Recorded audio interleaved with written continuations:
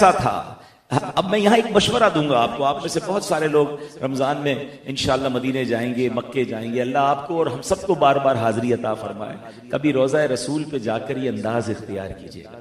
نبی پاک سے عرض کرے نا سلام, اس سے پہلے یہ کہیے کہ حضور میرے ماں باپ آپ پر قربان, فدا کا ابی و امی یا رسول اللہ. یہ صحابہ کا طریقہ تھا. اور پھر صحابہ کرام کا ایک اور انداز دیکھیں کہ نبی پاک کے ذات اقدس میں جب بھی کوئی ایکسٹرا آرڈنری چیز دیکھتے تھے اسے اگنور نہیں کرتے تھے, وہ کوسچن کرتے تھے تاکہ معلومات میں اضافہ ہو, کوئی نئی بات سیکھنے کو مل جائے, کوئی نئی نالج ملے. چہرے پر خوشی ہے, کہتے حضور میرے ماں باپ آپ پر قربان, آج آپ کے چہرے اقدس پر خوشی کے آثار ہیں. سرکار دو عالم علیہ السلام نے اب کیا فرمایا؟ فرمایا بے شک ابھی جبریل امین میرے پاس حاضر ہوئے, انہوں نے عرض کیا اے محمد صلی اللہ علیہ وسلم, جس نے آپ پر ایک بار درود پاک پڑھا اللہ پاک اس کے نامہ اعمال میں 10 نیکیاں لکھے گا, 10 گناہ مٹا دے گا اور 10 درجات بلند فرمائے گا.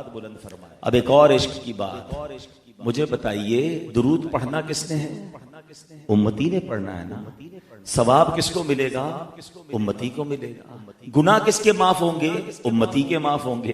درجات کس کے بلند ہوں گے؟ امتی کے ہوں گے. اور خوشی کسے ہو رہی ہے؟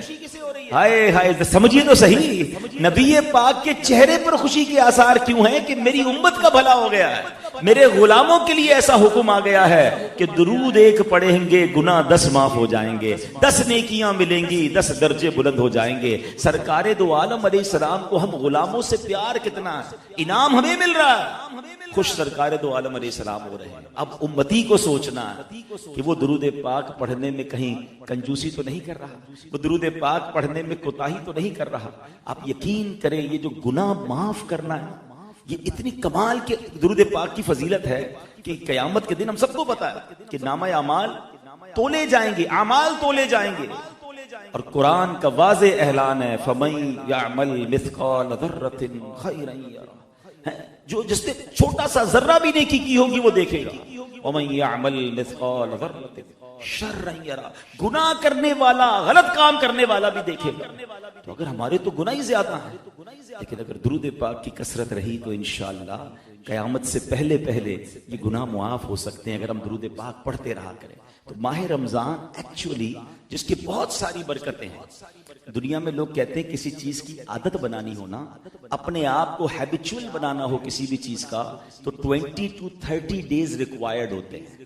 آپ نے کوئی پرٹیکولر ڈائٹ پلان سیٹ کرنا ہے, پہلے 15 دن مشکل ہوتے ہیں, پہلے 20 دن مشکل ہوتے ہیں, پھر عادت بن جاتی ہے. کوئی بری عادت چھوڑنی ہے, کچھ لوگوں کو سگریٹ چھوڑنا ہے, یا جناب کوئی اور پان وغیرہ چھوڑنا ہے, ایسی بری چیز چھوڑنی ہے, پہلے 15 دن بڑی لڑائی لڑنی پڑتی ہے اپنے آپ سے, پھر بندہ سیٹ ہو جاتا ہے. لوگ اپنے جم کی چیزوں کو, ورزش کی چیزوں کو بھی 15-20 days, میکسیمم 30 days ریکوائرڈ, پھر چیزیں سسٹم میں آ جاتی ہیں. اگر اسی رمضان کو ہم سمجھیں تو یہ 30 دن ہمیں دیے ہیں کہ اچھی عادتیں اپنا لو, بری عادتیں نکال دو. شیطان بند ہے نا. آپ اس مہینے میں اگر 5 وقت نماز کے عادی 30 days کے لیے بن سکتے ہیں تو پھر آپ ساری زندگی نماز پڑھ سکتے ہیں. آپ تہجد کی عادت پیدا کر لیں, پوری زندگی تہجد آپ کو مل جائے گی, کیونکہ 30 days کی بیوٹیفل پریکٹس ہے.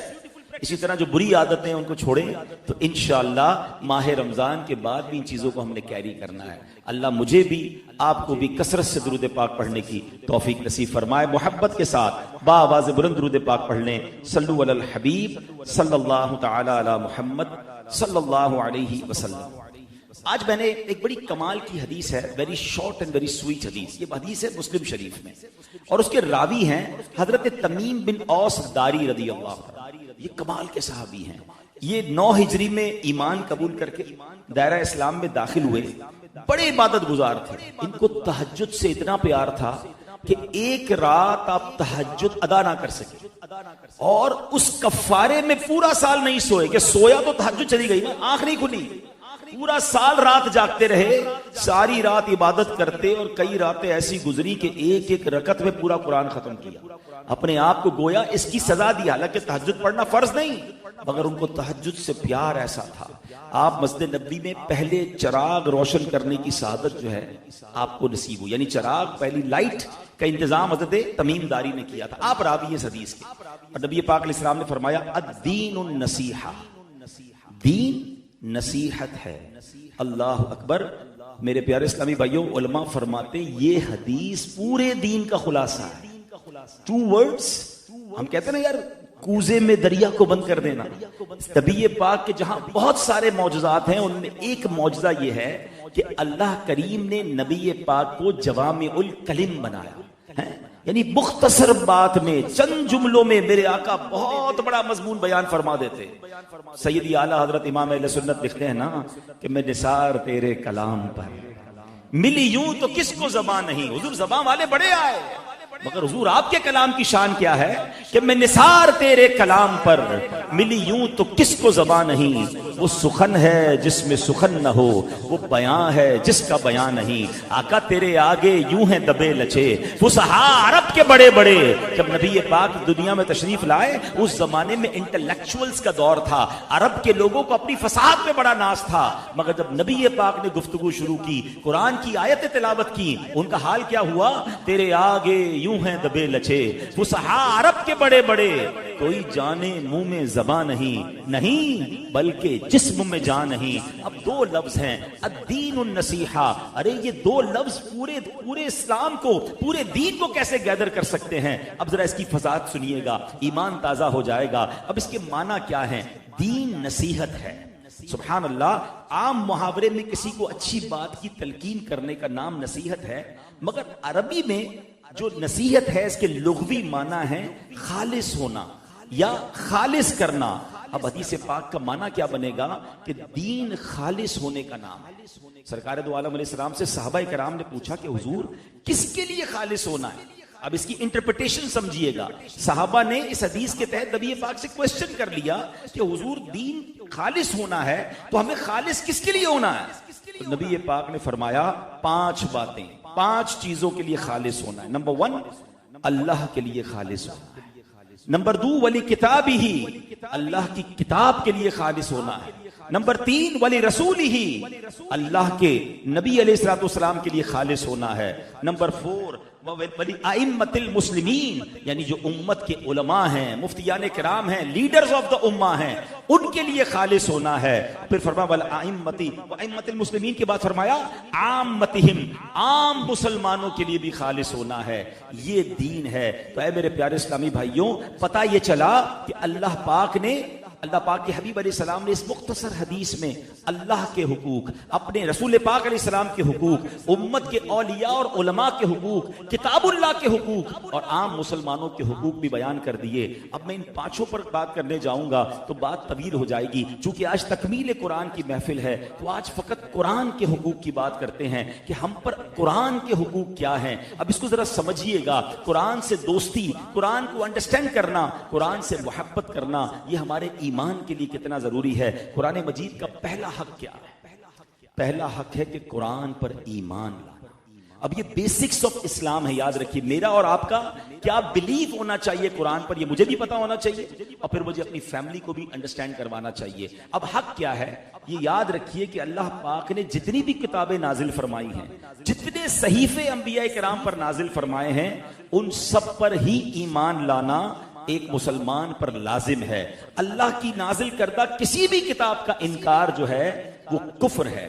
البتہ پچھلی کتابوں پر ایمان لانا اور قرآن پر ایمان لانے میں ایک فرق ہے. یہ ذرا غور سے سنیے گا. پچھلی جتنی بھی آسمانی کتابیں ہیں، صحیفے ہیں، ان سب پر اجمالی ایمان فرض ہے اور قرآن کریم پر تفصیلی ایمان فرض ہے. اب اجمالی ایمان کیا ہے یہ بھی سمجھ لیں. اللہ پاک نے تورات نازل فرمائی، زبور نازل فرمائی، انجیل نازل فرمائی. اس کے علاوہ بھی انبیاء کرام پر بہت سارے صحیفے نازل ہوئے. وہ سب حق ہیں، سچ ہیں. ان میں جو کچھ اللہ پاک نے نازل فرمایا وہ سب کا سب سچ ہے. ہاں، اس میں لوگوں نے اپنی خواہش میں جو اضافے کر دیے، جو تبدیلیاں کر دی، وہ باطل ہیں. یہ ہمارا ایمان پچھلی تمام کتابوں کے لیے ہے.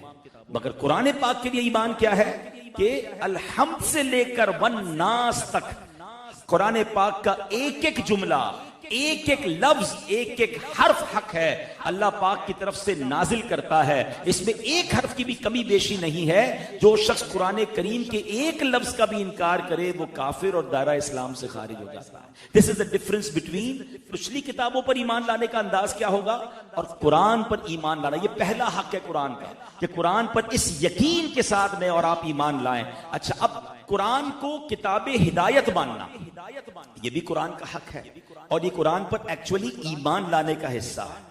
ایسے تو ہے جس سے بھی بات کرو بھائی قرآن کتاب ہدایت ہے، کہتا بالکل قرآن کتاب ہدایت، ہر مسلمان کہتا ہے، مگر غور یہ کرنا ہے کہ قرآن پاک کو کتاب ہدایت تو تسلیم کرتے ہیں مگر اس سے ہدایت لیتے ہیں، اس سے گائیڈنس لیتے ہیں، ہر مسئلے پر قرآن پاک سے کوئی رہنمائی لیتے ہیں؟ یہ کہاں کا انصاف ہے کہ زبان سے قرآن کو کہیں کہ وہ کتاب ہدایت ہے مگر اسے غلاف میں لپیٹ کر الماری کی زینت بنا دیں۔ تجارت کے اصول قرآن سے نہیں قرآن کے دشمنوں سے سیکھیں، عدالت کے اصول قرآن سے نہیں قرآن کے دشمنوں سے سیکھیں، اپنے بچے کو بڑے بڑے فلسفے تو سکھائیں مگر قرآن کی تعلیم نہ دلائیں، زندگی کے مسائل کا حل قرآن سے نہ ڈھونڈیں بلکہ دوسری لوگوں کی کتابوں سے ڈھونڈیں۔ اب ذرا غور کیجئے کتنی عجیب بات ہے، کسی شخص کی تجوری میں ہیرے جواہرات اور مال بھرا ہوا ہو اور وہ در در پر جا کر بھیک مانگ رہا ہو تو اسے کیا کہا جائے گا؟ بھئی اپنا خزانہ نکالو نا، تمہارے پاس تو بہت کچھ ہے، ہمارے پاس کلام اللہ ہے مگر اصول دوسروں کے اچھے لگتے ہیں،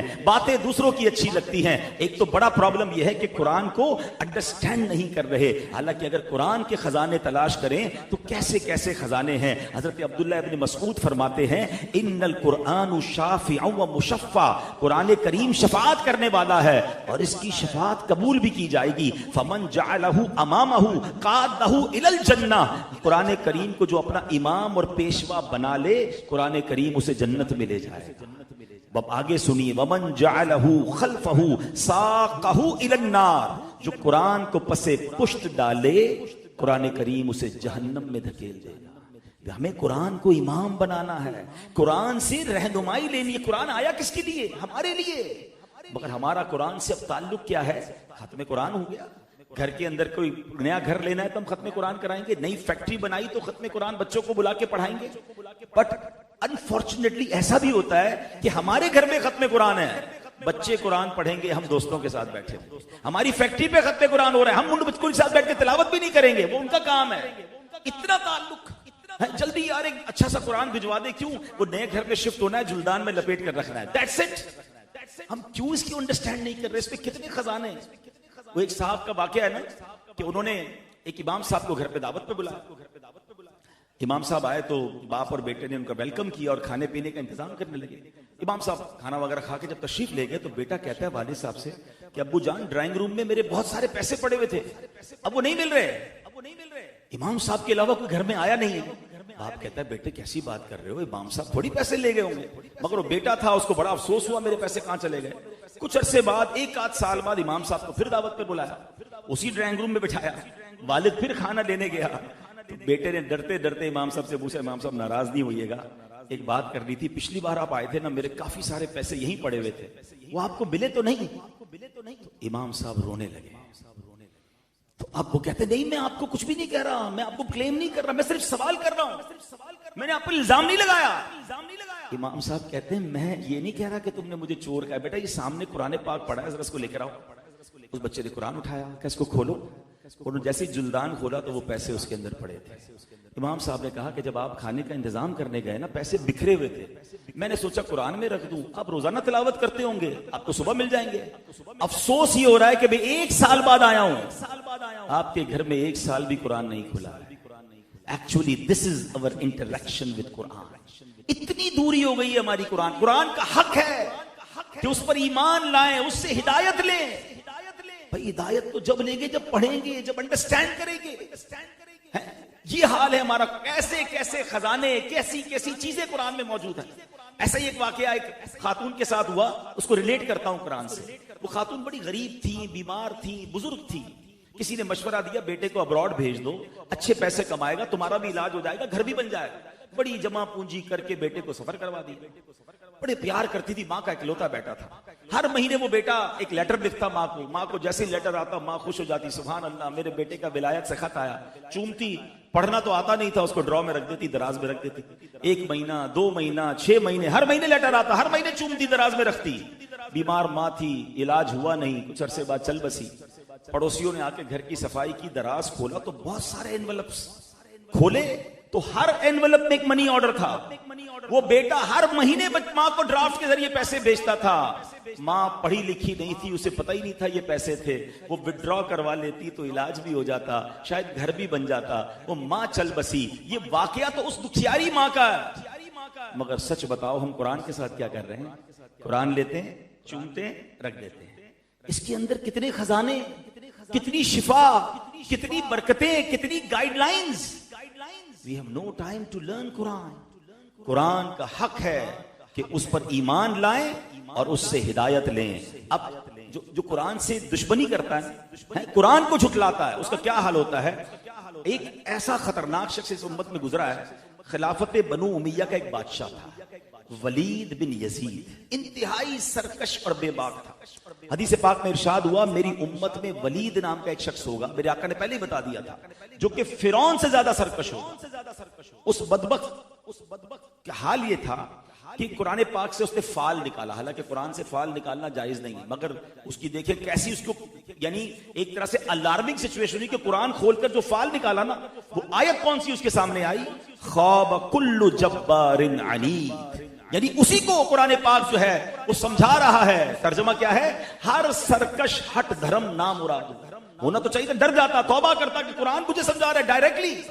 جو قرآن پڑھتے ہیں نا ان کو تجربہ ہوگا کہ کبھی کبھی آپ کوئی مسئلے میں الجھے ہوتے ہیں, کبھی کسی سوال کا جواب تلاش کرنا ہوتا ہے, اور اگر آپ قرآن ترجمے سے پڑھ رہے ہوں, تفسیر سے پڑھ رہے ہوں, آپ کے سامنے وہ مسئلہ آ جاتا ہے, آپ کے سامنے وہ آیت آ جاتی ہے, گویا آپ کو گائیڈ کیا جا رہا ہے قرآن سے. قرآن سے دوستی کریں, واللہ قرآن آپ کو جواب دیتا ہے. اس بدبخت کو قرآن نے ٹونٹ کیا, سمجھایا, لیکن اس نے قرآن سے دشمنی کیا کی کہ تم مجھے سمجھا رہے ہو, تم کہہ رہے ہو کہ سرکش اور ہٹ دھرم نامراد ہوا. ہاں میں ہوں سرکش. معاذ اللہ, اس نے قرآن کو آگ لگا دی.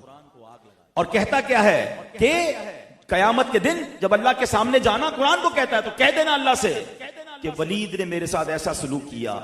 تاریخ کے واقعات میں یہ واقعہ موجود ہے. اس گستاخی کے کچھ ہی دن بعد اس کے سر کو کاٹ کر اسی کے محل میں لٹکا دیا, اسی کے رشتہ داروں نے اسے مار دیا.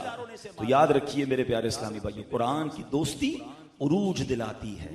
اور آج دیکھیں ہم یہ گستاخی تو کوئی نہیں کرتا, مگر ایک انڈیلیبریٹلی گستاخی کہہ لیں, انڈیلیبریٹلی نافرمانی کیا ہوتی ہے کہ کسی کے سامنے قرآن کا حکم پیش کرو نا تو کہتا ہے یار یہ تو بڑا مشکل ہے, یہ تو مولویوں نے دین مشکل بنا دیا ہے, یار یہ اسلامی حکم مجھے سمجھ نہیں آیا. یعنی اب یہ دور آ گیا ہے کہ مسلمان کو جب قرآن کی بات کریں گے اور اس کو اس کی سمجھ میں نہیں آ رہا تو اس کے اگینسٹ بات کرے گا. میرا اور آپ کا کام ماننا ہے, میری عقل میں آئے یا نہ آئے, میرے مزاج کے مطابق ہو یا نہ ہو. یہ پرابلم ہوتا جا رہا ہے کہ آج کل لوگ مسلمان ہونے پر شرمندہ ہیں. ایسی محفل میں بیٹھتے ہیں, کہتے ہیں یار سارے ایسے لوگ تھے کھڑے ہو کے نماز پڑھنے میں شرم آ رہی تھی, ایسے لوگ بیٹھے تھے کہ سنت کے مطابق کھانے میں شرم آتی ہے, ایسی محفل میں جاتا ہوں جہاں غلط کام مجبوراً کرنا پڑتا ہے. ارے بھائی کیا کریں, گیدرنگ ہی ایسی ہوتی ہے. ولا حول ولا قوت الا باللہ. یعنی آج مسلمان ہونے پر شرمندہ کیسے ہو سکتا ہے؟ میری غیرت ایمانی کا تقاضا ہے کہ میں کسی بھی دنیا میں خطے میں جاؤں, میں اپنے اسلام پر, اپنے ایمان پر, اپنے قرآن پر شرمندہ نہ ہوں. اگر کسی کو برا لگتا ہے تو لگے. ارے آج دنیا میں ہم دیکھ رہے ہیں بڑے بڑے جناب عہدوں پر, بڑے بڑے بینک کے سربراہان, بلکہ بڑی بڑی انسٹیٹیوٹ کے لوگ جو دوسرے مذہب کے ہیں, نہ ان کو اپنے حلیے پر کوئی شرم آتی ہے, نہ اپنی ایکٹیویٹیز میں وہ شرماتے ہیں. دنیا کے کسی فورم پہ جاتے ہیں, اپنی شناخت کے ساتھ جاتے ہیں, مگر مسلمان ہے جو جہاں جاتا ہے اپنے رنگ کو بدل دیتا ہے, اپنے انداز کو بدل دیتا ہے. نہیں میرے پیارے اسلامی بھائی, قرآن سے رہنمائی لیں, قرآن سے دوستی کر لیں اور قرآن کے احکام پر عمل کریں. اب دوسرا حق قرآن کا کیا ہے؟ قرآن کی محبت اور قرآن کی تعظیم کرنا, دل سے محبت کرنا. سبحان اللہ, یاد رکھیے قرآن سے محبت کرنا یہ سنت مصطفیٰ ہے. نبی پاک علیہ السلام قرآن سے کتنی محبت فرماتے تھے. ایک روز نبی پاک علیہ السلام اپنے گھر تشریف لائے. کسی نے بتایا کہ حضور ایک شخص باہر, گھر کے باہر بہت خوبصورت انداز میں تلاوت قرآن کر رہا ہے. سرکار دو عالم کون ہے؟ جن کے سینے پر قرآن نازل ہوا ہے. ارے ان سے اچھا قرآن کون پڑھ سکتا ہے؟ مگر محبت کا عالم کیا ہے. نبی پاک اپنے گھر سے باہر جاتے ہیں اور دیر تک اس شخص کے پاس کھڑے ہو کر تلاوت قرآن سن رہے ہیں. سبحان اللہ, یہ کون شخص تھا؟ یہ ایک غلام تھا, ابو حذیفہ کے غلام سالم ان کا نام تھا. اور نبی پاک نے اس کے لیے الفاظ کیسے استعمال کیے؟ تمام تعریف اللہ پاک کے لیے ہیں جس نے میری امت میں ایسا شخص پیدا فرمایا. نبی پاک اس کی تلاوت سن کر فرما رہے, فخر فرما رہے. اللہ اکبر، یہ کیسی قرآن سے محبت ہے. ایک مرتبہ نبی پاک کی بارگاہ میں حضرت ابوبکر صدیق، حضرت عمر فاروق دونوں ساتھ ہیں، اور نبی پاک حضرت عبداللہ ابن مسعود کے پاس تشریف لے گئے، اور حضرت عبداللہ ابن مسعود اس وقت قرآن پاک کی تلاوت کر رہے تھے. نبی پاک کافی دیر تک کھڑے رہے، حضرت عبداللہ ابن مسعود کی تلاوت سنتے رہے، اور سبحان اللہ وہ تاریخی الفاظ ارشاد فرمائے کہ جو شخص قرآن کریم کو ایسے پڑھنا چاہے جیسے قرآن نازل ہوا ہے تو وہ ابن ام عبد کی طرح قرات کرے. ابن ام عبد یہ کنیت تھی حضرت عبداللہ ابن مسعود کی. سبحان اللہ. ایک دن نبی پاک نے حضرت عبداللہ سے فرمایا عبداللہ مجھے قرآن سنا. حضرت عبداللہ کہتے ہیں حضور میں آپ پر تو قرآن نازل ہوا ہے. نبی پاک علیہ السلام نے فرمایا ہاں عبداللہ ابن مسعود تم قرآن سناؤ. انہوں نے سورہ نساء کی تلاوت شروع کی. نبی پاک قرآن سنتے رہے اور آنسو بہاتے رہے. قرآن سننے کا ادب یہ ہے کہ یہ ٹائم پاس کام نہیں ہے. دیکھیں واٹ از ایکچولی تلاوت قرآن. ہم شاید اس کی اہمیت کو سمجھ نہیں پا رہے. مثال دیتا ہوں، آپ کو جس سے سب سے زیادہ پیار ہو اس سے باتیں کرنے میں کتنا مزہ آتا ہے. جی چاہتا ہے اس کی باتیں سنتا رہوں یا اس سے باتیں کرتا رہوں. ٹو وے. محبت کرنے والے سے جی نہیں بھرتا. جی چاہتا ہے میں اس سے باتیں کروں اور وہ مجھ سے باتیں کرے. پھر اللہ پاک سے آپ کی محبت کا عالم کیا ہونا چاہیے. اف یو وانٹ کہ اللہ آپ سے کلام کرے، سبحان اللہ. مولا علی فرماتے ہیں جب میں چاہتا ہوں رب مجھ سے کلام کرے میں قرآن پڑھنے لگ جاتا ہوں. کلام اللہ ہے نا. اب جب آپ اس کو سمجھ تلاوت کر رہے ہیں تو فیل کریں، انڈرسٹینڈ کریں کہ اللہ آپ سے بات کر رہا ہے. پھر جی نہیں چاہے گا قرآن بند کرنے کو. اور جب آپ کا دل چاہے آپ اللہ سے بات کریں تو آپ نماز پڑھنا شروع کر دیں. نماز ایکچولی اللہ سے بات کرنا ہے. تو ہم نماز بھی کم پڑھتے ہیں، ہم قرآن بھی کم پڑھتے ہیں. اس کا مطلب اللہ سے کانورزیشن رک گئی ہے ہماری. ساری دنیا سے رابطہ ہے. بلکہ لوگ فخریہ بتاتے ہیں میرے پاس فلاں کا فون نمبر ہے، ہاں میں تو اس سے بات کر لیتا ہوں. ایسا رابطہ ہے ابھی کال کروں گا اٹھائے گا، نہیں اٹھائے گا تو کال بیک آ جائے گی. بڑی میری ڈائریکٹ لائن ہے. بتاؤ نا جس کی اللہ سے ڈائریکٹ لائن ہو اور روز بات کرتا ہو اللہ سے اور روز اللہ اس سے بات کرتا ہو، اس کو کیا ضرورت ہے کسی کے نمبر کی. ہمارا پرابلم یہی تو ہے، ہم سب سے بات کرتے ہیں، رب سے بات کرتے ہیں. ہم سب کو اپنے مسئلے بتاتے ہیں، ہم اللہ کو اپنے مسئلے نہیں بتاتے ہیں. حالانکہ حل اسی نے کرنے ہیں. وہی مسبب الاسباب ہے، وہی دافع البلیات ہے، وہی حل المشکلات ہے. سب کو کہتے ہیں میرا یہ مسئلہ، میرا وہ مسئلہ. ارے کسی کو نہ بتاؤ، آپ اللہ کے آ کے سر تو جھکاؤ نا. اور اللہ سے بات کرنے میں سبحان اللہ. دنیا میں ہمارا مسئلہ پتہ ہے کیا؟ ہم کسی کو اپنا مسئلہ بتائیں نا، شاید ایک بار وہ حل کر بھی دے، دوبارہ جائیں اس کے پاس کہا یار تھوڑے دنوں پہلے تو آئے تھے دوبارہ آ گئے. تیسری چوتھی بار بات کرے تو ہمارا نمبر بلاک ہو جاتا ہے کہ اس بندے کا تو کام ہی مانگنا ہے. یہ ہے دنیا. پھر بھی دنیا والوں کے پاس جاتے ہیں. اور رب فرماتا ہے ادعونی استجب لکم، مانگو میں تمہیں عطا کروں گا. جو جتنا مانگتا ہے رب اسے اتنا خوش ہوتا ہے، اتنا عطا فرماتا ہے. وہاں دروازے کھلے ہیں، ادھر جانے کا ٹائم نہیں، اور ادھر دنیا کے دروازے ہم کھٹکھٹاتے ہیں. پلیز قرآن کا حق ہے کہ اس سے محبت کی جائے. سلطان محمود غزنوی کتنا قرآن کا ادب کرتے تھے. سبحان اللہ. کسی نے ان کو خواب میں دیکھ کر پوچھا کہ آپ کے ساتھ مرنے کے بعد کیا معاملہ ہوا؟ حالانکہ بڑے بڑے مارکے جیتے ہوئے تھے، but what was the reason for بخشش؟ آپ کہتے ہیں میں جس کمرے میں ایک بار میں کہیں مہمان بنا، جو ٹھہرایا گیا تو وہاں قرآن پاک طاق میں موجود تھا، اور وہ طاق قدموں کی طرف تھا. یہ بھی آج ہمیں دیکھنا ہے. ہمارے قبلہ رو بیڈ لگے ہوئے ہیں، ہمارے واش روم قبلہ رو ہیں. نو بڈی ٹاک اباؤٹ اٹ. بلکہ سوچتا بھی کوئی نہیں ہے. ہم کبھی کسی ہوٹل پہ بھی جاتے ہیں، قبلہ رو ہمارے پیر ہیں، کوئی فکر نہیں ہے. قرآن پاک بعض اوقات ہوٹلز میں یا کسی کے گھر میں پڑے اور ہمارا قدم اس طرف ہے. اسلام ادب سکھاتا ہے. کہتے ہیں میں نے سوچا کہ قرآن کو باہر نکال دیتا ہوں، میرا آرام کیسے ہوگا؟ پیر اس طرف ہے. پھر دل میں خیال آیا کہ میں اپنے آرام کے لیے قرآن کو کمرے سے باہر نکال دوں. کہتے نہیں ساری رات بیٹھا رہا، میں نے پیر لمبے نہیں کیے، میں ادب کرتا رہا، میں نے قرآن کی تعظیم کی. اللہ پاک نے اسی قرآن پاک کے ادب کی برکت سے میری بخشش کی. ہاں میں آپ کو ایک اور عجیب بات بلکہ خوبصورت بات بتاؤں. نبی پاک سے عشق کا دعویٰ ہم سارے کرتے ہیں نا. قاضی ایاز مالکی نے شفا شریف میں لکھا ہے کہ محبت رسول کا، عشق رسول کا علامت یہ ہے کہ محبت قرآن دل میں ہونی چاہیے. یعنی جو شخص قرآن سے محبت کرتا ہے وہی رسول پاک علیہ الصلوۃ والسلام سے محبت کرتا ہے. حضرت عبداللہ ابن مسعود فرماتے ہیں جو یہ جاننا چاہے کہ اس کے دل میں اللہ اور اس کے رسول کی محبت ہے یا نہیں. سارے کہتے ہیں نا غلامی رسول میں موت بھی قبول ہے، دعویٰ الگ ہے. If you want to check yourself کہ کتنی محبت ہے، حضرت عبداللہ ابن مسعود فرماتے ہیں تو وہ دیکھے کہ اس کی قرآن سے محبت ہے کہ نہیں. اگر اس کے دل میں قرآن سے محبت ہے تو سمجھ لے وہ اللہ اور اس کے رسول سے محبت کرتا ہے. قرآن کا تیسرا حق ہے قرآن پر عمل کرنا. قرآن کہتا ہے وَهَذَا كِتَابٌ أَنزَلْنَاهُ مُبَارَكٌ فَاتَّبِعُوهُ، اور یہ برکت والی کتاب ہے ہم نے اتاری تو اس کی پیروی کرو. قرآن کو فالو کرنا یہ قرآن کا حق ہے. اب دیکھیں نا، کوئی شخص قرآن پڑھ بھی رہا ہے اور عمل نہیں کر رہا، اس کی مثال کیا ہے کہ تلاوت کیا کر رہا ہے؟ لعنت اللہ علی الکاذبین، لعنت اللہ علی الکاذبین، کہ جھوٹوں پر اللہ کی لعنت ہے. خود ہی قرآن پڑھ رہا ہے، اپنے آپ کو ہی لعنت دے رہا ہے کیونکہ جھوٹ بولتا ہے. عمل نہیں کر رہا. تلاوت ہے، عمل نہیں ہے. قرآن کا حق یہ ہے کہ عمل کیا جائے. کیوں؟ اللہ اکبر. حدیث پاک میں آیا کتنے قرآن پڑھنے والے ایسے ہیں کہ قرآن ان پر لعنت کرتا ہے. کیوں؟ قرآن پڑھ رہے ہیں اور ظلم کر رہے ہیں. کہ قرآن کیا کہے گا جب تلاوت کریں گے؟ قرآن فرمائے گا اللہ لا یہدی القوم الظالمین، اللہ ظالموں کو ہدایت نہیں کرتا. اور تلاوت کرنے والا خود ہی ظلم کیے جا رہا ہے. یعنی تلاوت کر رہا ہے اور اپنے آپ کی وعید بیان کر رہا ہے، اپنے آپ ہی کا عذاب بیان کر رہا ہے. تو قرآن کا حق یہ ہے کہ اس پر عمل کیا جائے. اور دین اینڈ دیر عمل کرنا یہ صحابہ کا کیسا طریقہ تھا. اور اس زمانے میں، پچھلے زمانے میں غلاموں کو، کنیزوں کو، یعنی ہمارے حوالے سے بات کروں تو کام کاج کرنے والوں کو قرآن کیسا یاد تھا. حضرت امام زین العابدین بڑی عظیم ہستی ہیں. امام حسین رضی اللہ تعالیٰ کے صاحبزادے ہیں، شہزادے ہیں. آپ کی کنیز آپ کو وضو کروا رہی تھی. اس زمانے میں کنیز اور غلام اس طرح کا معاملہ تھا.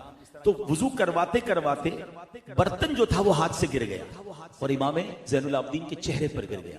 اب ٹرائی ٹو امیجن، ہمارا ملازم ہمیں کوئی کھانا سرو کر رہا ہے، ٹرے لے کر آ رہا ہے، اس کے ہاتھ سے گر گیا، ہمارے کپڑے خراب ہو گئے. ہمارا ریئیکشن کیا ہوتا ہے؟ بھائی انسان ہے، ہو گئی غلطی، مگر نہیں، ہمارے تو جو منہ میں آیا ہم نے بک دینا ہے. بیچارہ غریب ہے، کچھ کہے گا تو ہی. بعض اوقات اٹھ کے چانٹا مار دیتے ہیں. یہ دو ہوٹلوں میں ویٹر کو بیچاروں کو مار رہے ہوتے ہیں، ان کو گالیاں دے رہے ہوتے ہیں. یار اس کے اوپر اتنا لوڈ ہے، گھر میں بیوی بیمار ہوگی، ماں پریشان ہوگی، پہلی تاریخ کے وہ انتظار میں ہے، اس کے ذہن میں کتنی فرسٹریشن چل رہی ہے، اور ایک غلطی پر آپ نے جناب اسے سزا دے دی. اب امام زین العابدین ہے، آپ کے چہرے پہ چوٹ لگ گئی، مگر وہ کیسی کنیز تھی. رائٹ اوے اس نے قرآن کی آیت کا جز پڑھا والکاظمین الغیظ، اور غصہ پینے والے. ترجمہ کیا ہے؟ غصہ پینے والے. فوراً امام زین العابدین نے قرآن سنا، ریئیکٹ کیا، عمل کیا، غصہ پی لیا. اب اس لونڈی نے دیکھا کہ غصہ ٹھنڈا ہو گیا، آیت کا اگلا حصہ پڑھا والعافین عن الناس، اور لوگوں سے درگزر کرنے والے. امام زین العابدین کہتے ہیں میں نے تجھے معاف کیا. اللہ اکبر. اب آیت کا اگلا حصہ اس نے پڑھا واللہ یحب المحسنین، اللہ نیک لوگ اللہ کے محبوب ہیں. وہ فرماتے جا میں نے تجھے اللہ کی رضا کے لیے آزاد کر دیا. رائٹ اوے سنتے گئے، عمل کرتے گئے، غصہ پیا، معاف کیا. اب احسان کیا کیا کہ غلامی سے بھی آزاد کر دیا. میں اور آپ قرآن پڑھتے ہیں، قرآن سنتے ہیں، قرآن سمجھاتا ہے، مگر سنتے تو ہیں، عمل نہیں کرتے. عمل کرنے والے پتہ کہاں پہنچ جاتے ہیں؟ حضرت فضیل بن عیاض یہ بہت بڑے ڈاکو تھے. اتنے بڑے ڈاکو تھے کہ مائیں اپنے بچوں کو کہتی تھی سو جاؤ فضیل آ جائے گا. اتنے بڑے ڈاکو. مگر ایک جگہ آپ موجود تھے تو آپ نے ایک شخص کی تلاوت سنی، ایک آیت. اب یہ آیت یقین کریں ایسی ہے، اس آیت کے بس سے تو بہت سارے واقعات ہیں، مجھے بیان کنکلوڈ بھی کرنا ہے کہ اس آیت کے تحت کتنے لوگوں کی زندگی بدلی ہے. مگر یہ آیت میں آپ کے سامنے بھی تلاوت کر رہا ہوں. اب دیکھیں میرے اور آپ کے دل پر کیا ریئیکشن آتا ہے. اور وہ آیت کیا ہے؟ الم یأن للذین آمنوا ان تخشع قلوبهم لذکر اللہ. اچھا ان کو قرآن بھی آتا تھا، بے شک وہ ڈاکے مارتے تھے مگر عربی سمجھتے تھے، قرآن سمجھتے تھے. فوراً سمجھ لیا آیت کا ترجمہ کیا تھا. کیا ایمان والوں کو ابھی وہ وقت نہ آیا کہ ان کے دل جھک جائیں اللہ کی یاد کے لیے؟ یعنی ابھی ٹائم نہیں آیا توبہ کرنے کے لیے؟ کب اللہ کی طرف آؤ گے؟ کب تک اللہ کو ناراض کرو گے؟ قرآن بلا رہا ہے. آیت سنی اور زارو کتار رونے لگے، بولے یا اللہ وقت آ گیا، اے مولا بس وقت آ گیا، میں حاضر.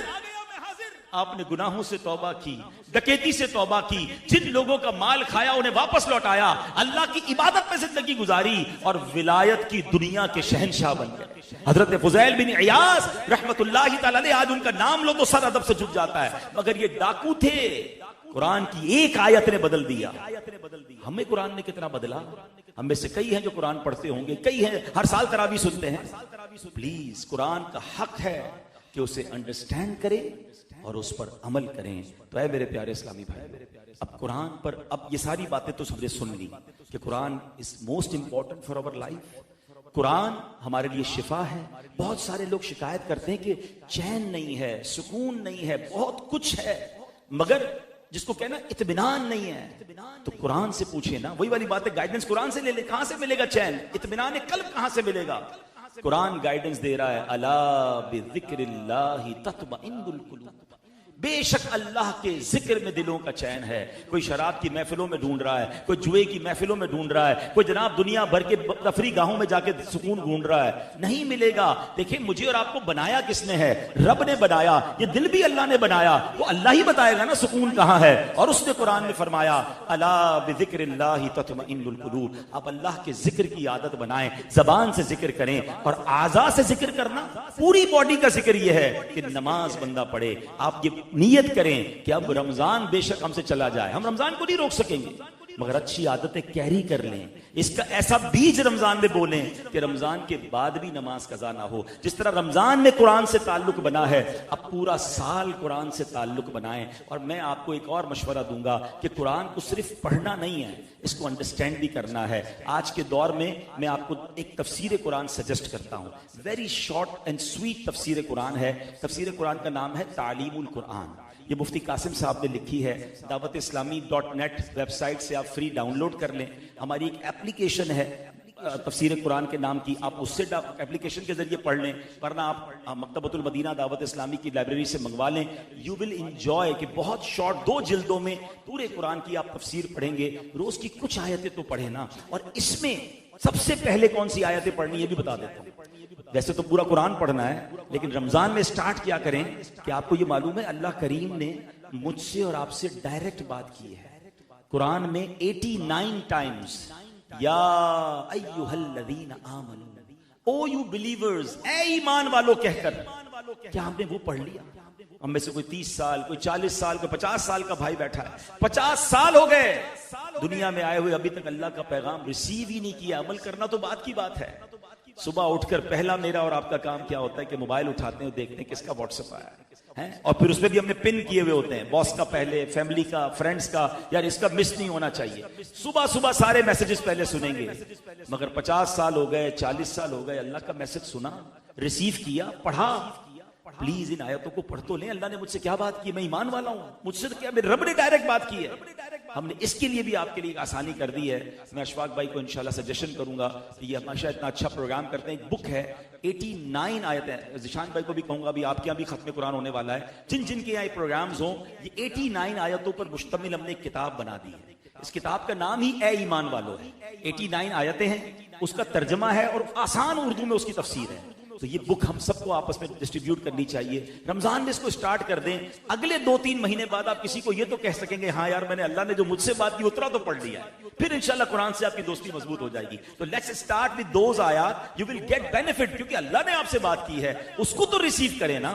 قیامت کے دن یہ جواب چلے گا کہ اللہ بہت بیزی تھا، بزنس پہ ٹریول کرتا تھا، میں بہت بیزی لائف تھی، اللہ قرآن تھا مگر اس کو تیرا میسج ریسیو کرنے کا ٹائم نہیں تھا۔ کیسا جواب ہوگا یہ اللہ کی بارگاہ میں؟ تو آج آئے ہیں تو آج یہ پیغام لے کر جائیں کہ قرآن ہمارے دلوں کا نور بنے، ہم قرآن سے محبت کریں، قرآن سے گائیڈنس لیں اور قرآن پر عمل کریں، اور الحمدللہ اپنے بچوں کو بھی قرآن پڑھائیں۔ آج ہم بڑی بڑی ڈگریاں تو سکھا رہے ہیں، مگر میرا اور آپ کا بیٹا میرے اور آپ کے دنیا کے جانے کے بعد قرآن پڑھ کر ہی اصالہ ثواب کر سکے گا۔ تو ہم بچوں کو قرآن پڑھائیں، حدیث پڑھائیں۔ الحمدللہ قرآن پاک کی دنیا بھر میں خدمت جو دعوت اسلامی کر رہی ہے، ہمیں چھوٹی سی 5 منٹ کی ویڈیو پریزنٹیشن ہے، انشاءاللہ وہ آپ کو دکھاتے ہیں کہ 19,000 سے زیادہ مدرسے پوری دنیا میں دعوت اسلامی نے بنا دیے، لاکھوں بچے حافظ بن گئے، ناظرہ قرآن پڑھ لیا، ہزاروں علماء بن گئے، اور یہ بنتے چلے جا رہے ہیں۔ اور پھر ان بچوں کو کس طرح دنیاوی علوم بھی سکھائے جا رہے ہیں، اور اس کے ساتھ ساتھ کیا دینی خدمات ہیں۔ تو آپ سے بھی گزارش کروں گا کہ ان انسٹیٹیوٹس میں اپنے بچوں کو داخل کریں، بلکہ جتنے ایلڈر بھائی بیٹھے ہیں آپ بھی قرآن پڑھنا چاہتے ہیں۔ ایک بڑا مسئلہ پتہ ہے کیا ہے؟ اس عمر میں جب کسی کو کہو نا کہ بھائی قرآن پڑھیں، یا ایٹ لیسٹ ترجمے کے ساتھ یا تجوید کے ساتھ قرآن پڑھیں، آخری بات کر لیتا ہوں، تجوید کے ساتھ قرآن پڑھنا کتنا امپورٹنٹ ہے، یعنی اس کے پروناؤنسیشن کے ساتھ۔ قرآن ایکچولی عربک لینگویج میں ہے نا، اور Arabic is the most sensitive language on earth, یاد رکھیے گا۔ ایک زبر زیر پیش سے معاملہ ادھر کا ادھر ہو جاتا ہے، ایک پروناؤنسیشن کی غلطی سے معاملہ ٹوٹلی ڈیفرنٹ۔ آپ قرآن بھی پڑھیں گے فائدہ بھی نہیں ہوگا، کیونکہ آپ پراپر نہیں پڑھ رہے، صحیح نہیں پڑھ رہے۔ اب مثال دے دیتا ہوں، ہم سب پڑھتے ہیں قرآن پاک میں الحمدللہ رب العالمین، تمام تعریفیں اللہ کے لیے جو عالمین کا مالک، ٹھیک ہے۔ الحمد میں تعریف ہے، الحمد ہا اور ہا کے فرق سے فرمایا اس کے معنی ہو جائیں گے تمام برائیاں اللہ کے لیے۔ اب جو نماز میں یہ پڑھ رہا ہے کہاں سے، ہم یہ تو پرابلم ہے، نماز بھی پڑھ رہے ہوتے برکت نہیں مل رہی ہوتی. تو پروناؤنسیشن از ویری امپورٹنٹ. اب آپ کہیں یار اس عمر میں کیا مدرسے جاؤں؟ تو دعوت اسلامی نے یہ مسئلہ حل کر دیا. ہم نے فیضان آن لائن اکیڈمی، یہ عبداللہ بٹرا بھائی بیٹھے ہیں چیمبر آف کامرس کے ممبر ہیں، یہ گھر بیٹھے آن لائن پڑھ رہے کافی ساری چیزیں اپنی مرضی کا ٹائم، 30 منٹس 40 منٹس 1 آور، کوئی بھی آپ 24 گھنٹے میں کبھی بھی، صبح 6 بجے سے لے کر رات 2 بجے بھی آپ کے پاس ٹائم ہے.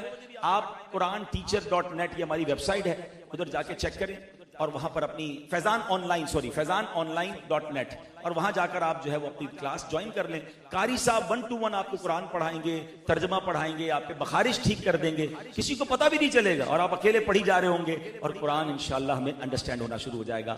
اب چلتے ہیں پریزنٹیشن کی طرف، پھر قبلہ انشاءاللہ دعا بھی فرمائیں گے. صلو علی الحبیب. انٹروڈکشن آف دعوت اسلامی 2026، دعوت اسلامی کا تعارف 2026. آج مجھے آپ سے کچھ منٹس لینے ہیں. جی صلو علی الحبیب صلی اللہ تعالی علی محمد صلی اللہ علیہ وسلم. آواز دیکھ لیں.